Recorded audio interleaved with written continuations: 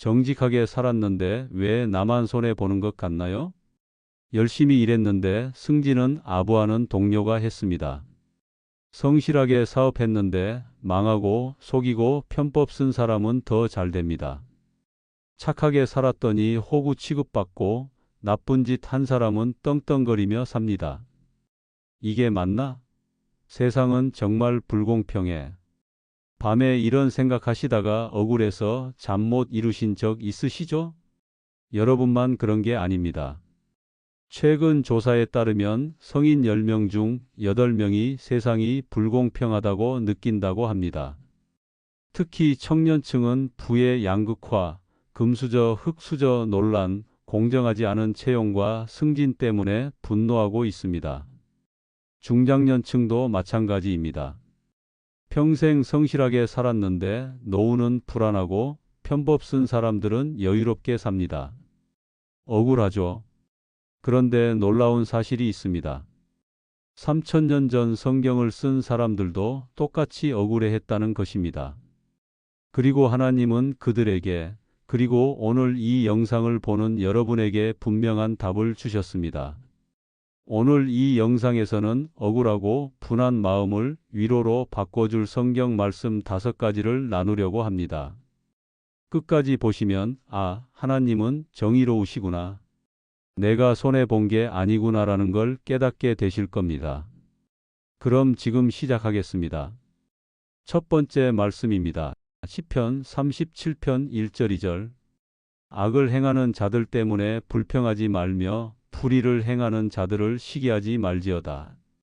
그들은 풀과 같이 속히 배임을 당할 것이며 푸른 채소같이 쇠잔할 것이미로다. 다윗이 쓴 시편 37편인데요. 제목부터 강렬합니다. 악을 행하는 자들 때문에 불평하지 말라. 다윗은 왜 이런 말을 했을까요? 당시 이스라엘 사회에도 불공평이 넘쳤기 때문입니다. 악한 사람들이 부와 권력을 누리고 선한 사람들은 가난하고 억압받았습니다. 여러분, 풀이 자라는 걸 보신 적 있으세요? 봄에 푸르게 자라던 풀이 여름 햇볕에 금방 시들고 말라버립니다. 화려해 보이지만 뿌리가 얕아서 오래가지 못합니다. 악인의 형통도 마찬가지입니다. 지금은 잘 되는 것처럼 보여도 그건 일시적입니다. 뿌리가 없기 때문이에요.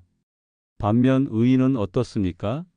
같은 시편 37편 23절 24절을 보면 이렇게 말합니다. 여호와께서 사람의 걸음을 정하시고 그의 길을 기뻐하시나니 그는 넘어지나 아주 엎드러지지 아니함은 여호와께서 그의 손으로 붙드심이로다. 의인은 넘어져도 다시 일어납니다. 왜요? 하나님이 손으로 붙들어 주시기 때문입니다. 실제로 역사를 보세요. 부정부패로 흥한 재벌들 중 몇 대를 가지 못하고 몰락한 경우가 얼마나 많습니까? 권력을 악용했던 정치인들의 말로가 어땠습니까? 반면 정직하게 사업하고 성실하게 일한 사람들은 비록 천천히 가더라도 결국 인정받고 존경받습니다. 하나님의 시간표는 우리와 다릅니다. 지금 당장은 불공평해 보여도 하나님은 반드시 공의로 심판하십니다. 그러니 악인 때문에 속상해하지 마세요. 그들의 화려함은 여름 풀처럼 금방 사라집니다. 여러분은 뿌리 깊은 나무처럼 하나님 안에서 흔들리지 마세요. 두 번째 말씀입니다. 로마서 12편 19절. 내 사랑하는 자들아 너희가 친히 원수를 갚지 말고 하나님의 진노하심에 맡기라 기록되었으되 원수 갚는 것이 내게 있으니 내가 갚으리라고 주께서 말씀하시니라. 억울한 일을 당하면 어떤 생각이 드세요? 내가 직접 갚아줘야지. 이런 생각 드시죠? 사도 바울은 로마 교회 성도들에게 편지를 쓰면서 이렇게 말합니다. 친히 원수를 갚지 말고 하나님의 진노하심에 맡기라. 왜 내가 직접 갚으면 안 될까요? 첫째, 우리는 완전한 정의를 행할 수 없기 때문입니다. 사람은 감정적이고 주관적입니다. 내가 당한 억울함은 크게 보이지만 상대방의 사정은 모릅니다. 복수하면 또 다른 불의를 만들 수 있어요. 둘째, 하나님의 심판이 훨씬 정확하고 완벽하기 때문입니다. 하나님은 모든 것을 아십니다. 겉으로 드러난 것뿐 아니라 숨겨진 동기까지, 말한 것뿐 아니라 생각한 것까지 다 아십니다. 히브리서 10장 30절은 이렇게 말합니다. 원수 갚는 것이 내게 있으니 내가 갚으리라 하시고, 또다시 주께서 그의 백성을 심판하리라 말씀하신 것을 우리가 아노니. 실제 사례를 하나 들어드릴까? 한 집사님이 계셨는데 사업 파트너에게 심하게 배신당했습니다. 수억 원의 손해를 보고 거의 파산 직전까지 갔어요. 너무 억울해서 법적 대응을 하려고 했는데 변호사 비용도 만만치 않았습니다. 그때 이 말씀이 떠올랐대요. 원수 갚는 것이 내게 있으니 내가 갚으리라. 집사님은 결국 하나님께 맡기기로 했습니다. 하나님, 제가 당한 억울함을 아시죠? 제 힘으로는 못 갚겠습니다. 하나님께서 공의롭게 처리해 주세요. 그리고 3년이 지났습니다. 그 배신한 파트너가 어떻게 됐을까요? 다른 사람을 또 속이다가 결국 법의 심판을 받고 구속됐습니다. 그리고 모든 재산을 잃었어요. 집사님은 말씀하셨습니다. 제가 직접 복수했다면 저도 죄를 지었을 겁니다. 하지만 하나님께 맡겼더니 하나님이 더 정확하게, 더 완벽하게 심판하셨어요.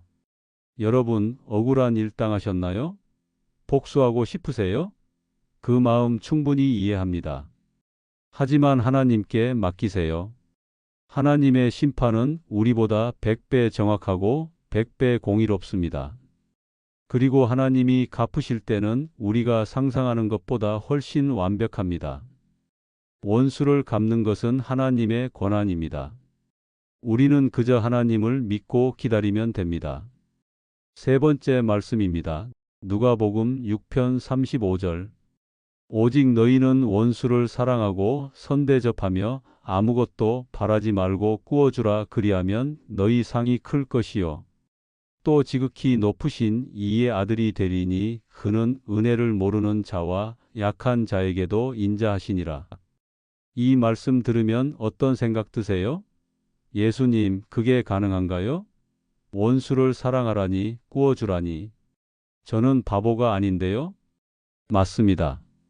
세상적으로 보면 손해입니다. 원수에게 잘해주면 호구되는 거죠. 돈 빌려줬다가 못 받으면 내가 손해고요. 하지만 예수님은 그 뒤에 놀라운 약속을 하셨습니다. 그리하면 너희 상이 클 것이요. 여기서 상은 헬라어로 미스토스인데 이건 단순한 보상이 아니라 엄청난 보상을 의미합니다. 세상 사람들은 받은 만큼 돌려줍니다. 눈에는 눈, 이에는 이 방식이죠. 하지만 하나님의 자녀는 다릅니다. 악을 선으로 갚습니다. 왜 그럴까요? 하나님이 그렇게 하시기 때문입니다. 그는 은혜를 모르는 자와 악한 자에게도 인자하시니라. 우리도 하나님 앞에서는 은혜를 모르는 죄인이었습니다. 하나님을 배신하고 하나님의 말씀을 어기고 하나님께 등을 돌렸습니다. 그런데 하나님은 어떻게 하셨나요? 우리를 심판하는 대신 독생자 예수님을 보내주셨습니다. 우리 죄를 대신 짊어지고 십자가에 달리게 하셨습니다. 이게 바로 하나님의 방식입니다. 그래서 예수님은 우리에게도 똑같이 하라고 하십니다. 원수를 사랑하고 선대접하고 아무것도 바라지 말고 꾸어주라고요. 실제 간증을 하나 나누겠습니다. 한 권사님이 계셨는데 친한 친구에게 큰돈을 빌려줬습니다. 그런데 그 친구가 연락을 끊고 돈을 갚지 않았어요. 몇 년이 지나도 소식이 없었습니다. 권사님은 너무 속상하고 배신감을 느꼈습니다. 그런데 기도하던 중에 이 말씀이 떠올랐대요. 아무것도 바라지 말고 꾸어주라. 권사님은 결단했습니다. 그래, 하나님께 맡기자. 그 친구를 용서하고 돈도 포기하자. 대신 하나님이 주실 상을 기대하자. 그리고 10년이 지났습니다. 권사님의 사업이 예상치 못하게 크게 번창했어요. 빌려줬던 돈의 10배가 넘는 수익이 생겼습니다. 권사님은 말씀하셨어요.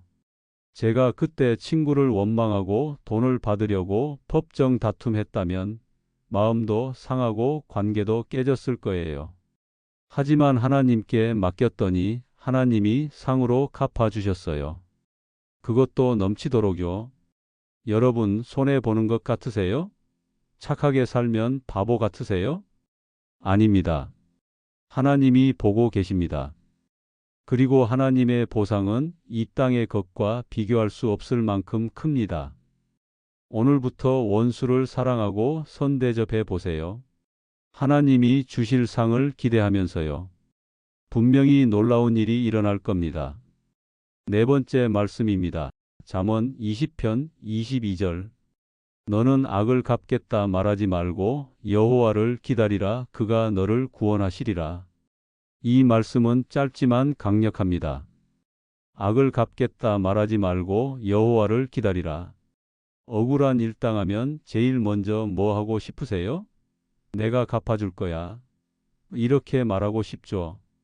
SNS에 올리고 사람들한테 말하고 복수 계획 세우고요. 하지만 솔로몬은 말합니다. 그렇게 말하지도 말라. 왜일까요? 말로 표현하는 순간 그게 마음에 뿌리 내리기 때문입니다. 복수심이 커지고 분노가 자라나고 결국 우리 자신을 파괴합니다. 더 중요한 건 뒤에 나옵니다.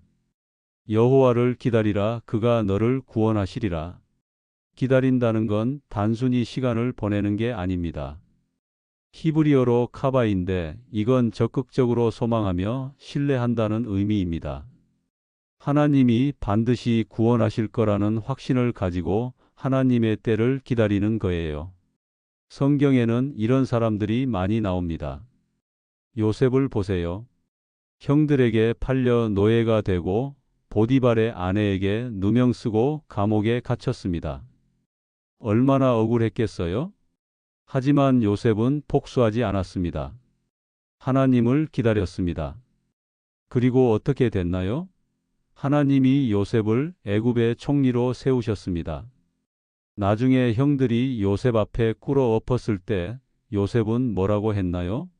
창세기 50장 20절입니다. 당신들은 나를 해하려 하였으나 하나님은 그것을 선으로 바꾸사 오늘과 같이 많은 백성의 생명을 구원하게 하시려 하셨나니. 요셉은 복수하지 않았습니다. 하나님을 기다렸고 하나님이 모든 것을 선으로 바꾸셨습니다. 현대의 예를 하나 들어드릴까? 한 목사님이 계셨는데 교회에서 억울한 일을 당하고 쫓겨났습니다. 사실이 아닌 소문 때문이었어요. 목사님은 너무 분하고 억울했습니다. 변명하고 싶었고 진실을 밝히고 싶었습니다. 하지만 이 말씀을 붙잡았대요. 악을 갚겠다 말하지 말고 여호와를 기다리라. 목사님은 침묵했습니다. 대신 기도했습니다. 하나님, 제 억울함을 아시죠? 하나님께서 때가 되면 밝혀주실 거라 믿습니다. 5년이 지났습니다. 진실이 밝혀졌습니다. 소문을 퍼뜨린 사람이 양심의 가책을 느끼고 고백한 거예요. 교회는 목사님께 사과했고 목사님을 다시 모셔갔습니다. 목사님은 말씀하셨어요. 제가 변명하고 싸웠다면 관계가 완전히 깨졌을 겁니다. 하지만 하나님을 기다렸더니 하나님이 모든 것을 회복시켜 주셨어요. 여러분, 억울한 일 당하셨나요? 갚아주고 싶으세요? 그 마음을 하나님께 맡기세요. 말로 표현하지도 마세요. 대신 하나님을 기다리세요. 하나님은 반드시 여러분을 구원하실 겁니다. 그것도 여러분이 상상하는 것보다 훨씬 완벽하게요. 다섯 번째 말씀입니다. 시편 73편 2절 3절 16절 17절. 나는 거의 실족할 뻔하였고 내 걸음이 미끄러질 뻔하였으니 이는 내가 악인의 형통함을 보고 오만한 자를 질투하였음이로다. 내가 어떻게 이를 알까 하여 생각한즉 내게 심히 곤란하더니 하나님의 성소에 들어갈 때에야 그들의 최후를 내가 깨달았나이다. 마지막 말씀입니다. 시편 73편을 쓴 아삽의 고백인데요. 너무 솔직해서 오히려 위로가 됩니다. 아삽은 성전에서 찬양하는 레위인이었습니다. 하나님을 섬기는 사람이었죠. 그런데 그도 흔들렸습니다.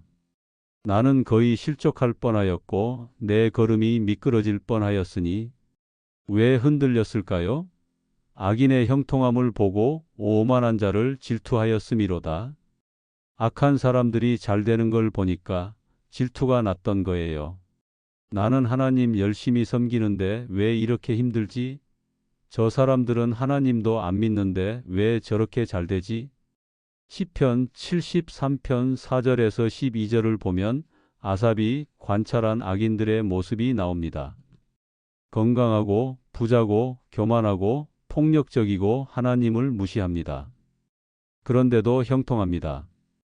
아삽은 절망했습니다. 13절을 보세요. 내가 내 마음을 깨끗하게 하며 내 손을 씻어 무죄하다 한 것이 실로 헛되도다. 하나님 믿는 게 무슨 소용이야? 깨끗하게 사는 게 무슨 의미야? 신앙의 회의에 빠진 거예요. 그런데 전환점이 있었습니다. 17절입니다.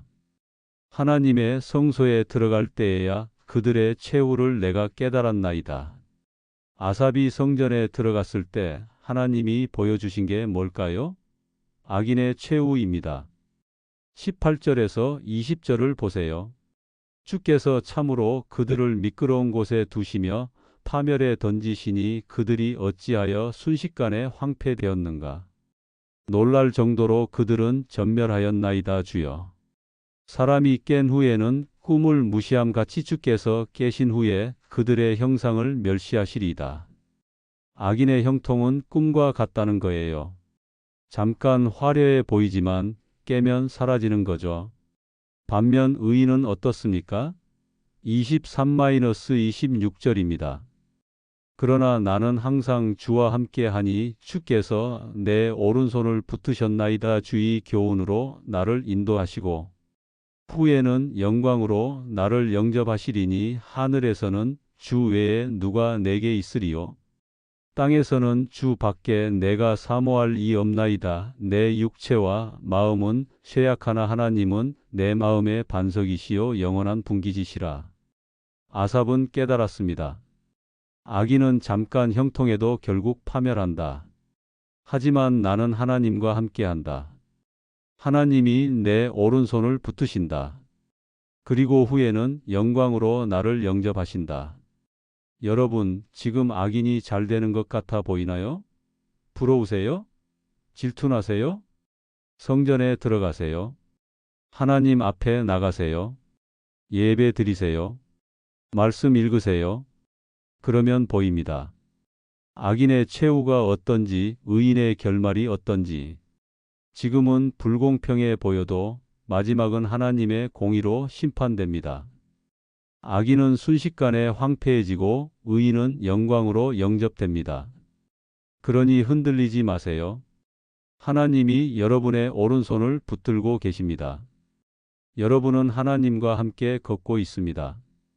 악인의 형통은 꿈이지만 여러분의 믿음은 영원합니다. 자, 오늘 우리가 나눈 5가지 말씀을 정리해 볼게요. 첫째, 시편 37편 1절 2절. 악인의 형통은 여름 풀처럼 일시적입니다. 둘째, 로마서 12편 19절. 원수 갚는 것은 하나님의 권한입니다. 하나님께 맡기세요. 셋째, 누가복음 6편 35절. 원수를 사랑하면 하나님이 큰 상으로 갚아주십니다. 넷째, 잠언 20편 22절.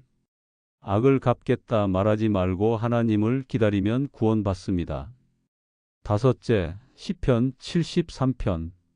성전에 들어가면 악인의 최후와 의인의 영광을 깨닫게 됩니다. 여러분, 세상은 정말 불공평합니다. 악한 사람이 잘 되고 선한 사람이 고통받는 것처럼 보입니다. 하지만 하나님은 공의로우십니다. 지금 당장은 보이지 않아도 하나님의 시간표에는 완벽한 정의가 있습니다. 그러니 조급해하지 마세요. 복수하려고 하지 마세요. 대신 하나님을 신뢰하고 기다리세요. 여러분이 당한 억울함 하나님이 다 보고 계십니다. 그리고 하나님은 반드시 갚아주실 겁니다. 그것도 넘치도록 풍성하게요. 오늘부터 이 5가지 말씀을 붙잡고 고백해 보세요. 악인 때문에 불평하지 않습니다. 하나님께 맡깁니다. 원수를 사랑하고 선대접합니다. 악을 갚겠다 말하지 않고 하나님을 기다립니다. 성전에 들어가 하나님의 공의를 바라봅니다. 여러분의 삶이 분명히 달라질 겁니다. 억울함이 위로로, 분노가 평안으로, 질투가 감사로 바뀔 거예요. 하나님은 정의로우시고 여러분을 사랑하십니다. 오늘도 하나님의 은혜가 여러분과 함께하기를 축복합니다. 감사합니다.